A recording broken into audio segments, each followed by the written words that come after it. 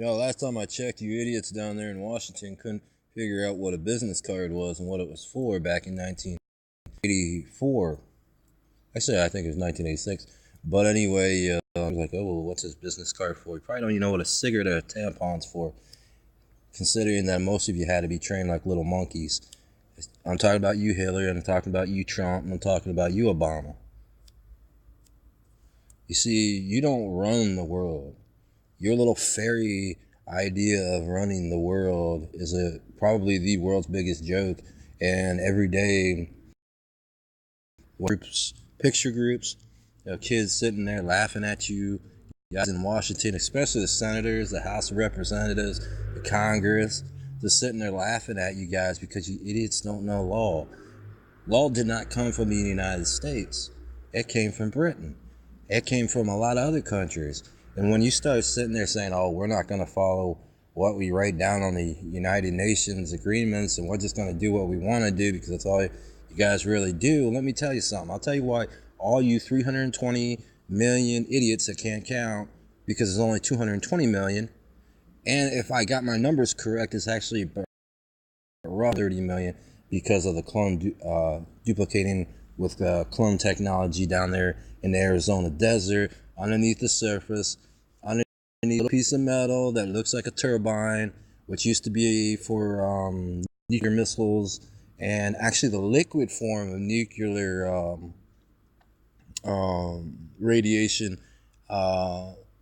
radioactive is no more than X-rayed radiator fluid and nitrogen mixed with a little bit of water.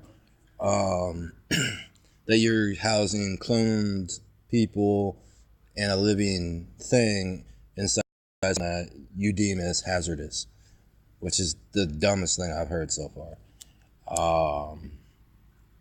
So when you guys want to sit there and play politician or play president, anyone knows in Europe, anyone knows in China, anyone knows even in the Arab countries that has an education, that a business or a president is part of a business, not part of a government, not a part of a monarch, not part of a communist government or anything like that.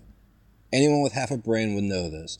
So when people sit down there in Washington and say, oh, I know law. No, you know one thing, how to fill your pockets up with money and currency, and that's about it.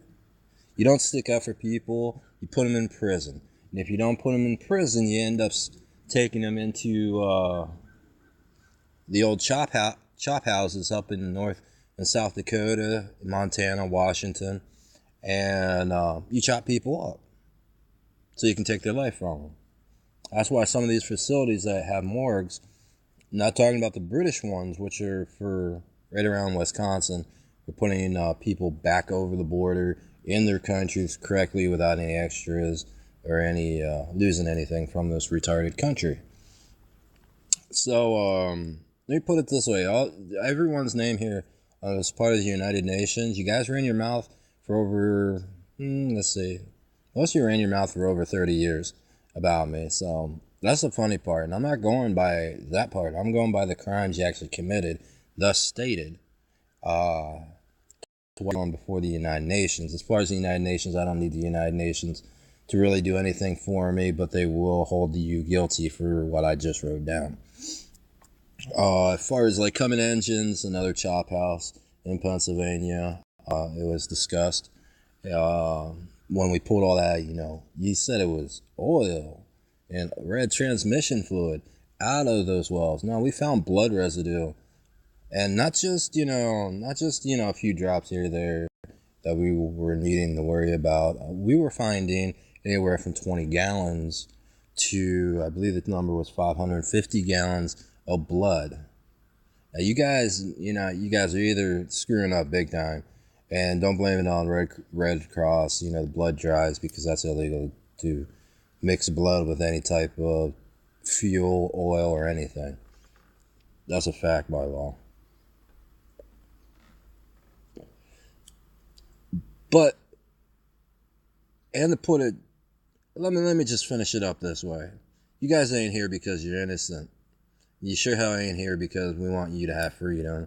You're not here because we want you to have liberties. You're here because you're a criminal. And people are like, well, why are you here? I'm just the one sitting here babysitting a bunch of people that they told me in Britain would probably murder me off in less than 5 years. Not that I ever made any bets against you guys, but to prove that I could sit inside the United States, travel around anywhere I want, around a bunch of murders, and they wouldn't do nothing because they know what the outcome would be. So anyway, we're taking warships, we're taking your submarines, we're taking your aircraft. We're only leaving, all the old stuff, old airlines and stuff for you. And there won't be a question asked to whether I can or can't. It's going to happen. So good luck. And you know who I am. I'm the Air King of Britain, you idiots.